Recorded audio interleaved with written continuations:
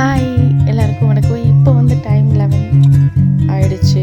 சரி, cake cut பண்ணுறதுக்காக எல்லாமே ரெடி பண்ணிடலாம் அப்படின்னு சொல்லிட்டு வேலை எல்லாமே ஸ்டார்ட் பண்ணிட்டோம்.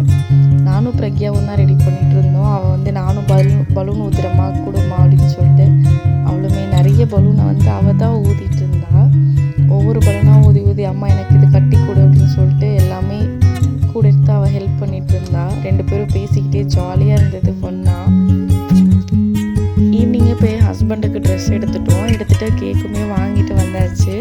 ஆனால் அவர்கிட்ட வந்து ஒன்றுமே பண்ணல இந்த டைமு அப்படின்னு சொல்லிட்டேன். ஏன்னா எப்போவுமே அவர் தான் சர்ப்ரைஸ் பண்ணுவார், நான் ஒன்றும் பண்ண மாட்டேன் பெருசாக. சரி, ஓகே, இந்த டைம் வந்து நம்ம கேக் கட் பண்ணலாம் அப்படின்னு சொல்லிட்டு முடிவு பண்ணியிருந்தேன்.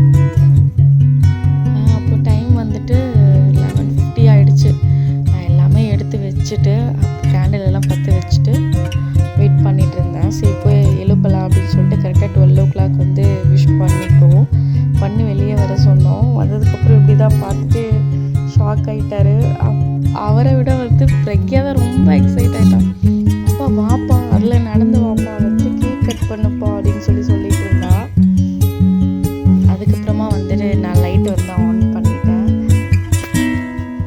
அதுக்கு முன்னாடி பிரக்யா வந்து ரொம்ப நான் தான் கேக் கட் பண்ணுவேன் அப்படின்னு சொல்லிட்டு இருந்தா. சரி, அவங்க அப்பா 2 பேருமே கட் பண்ணலாமா அப்படின்னு சொல்லிட்டு 2 பேருமே கேக் கட் பண்ண ஸ்டார்ட் பண்ணிட்டாங்க. இப்படி தான் போச்சு பர்த்டே.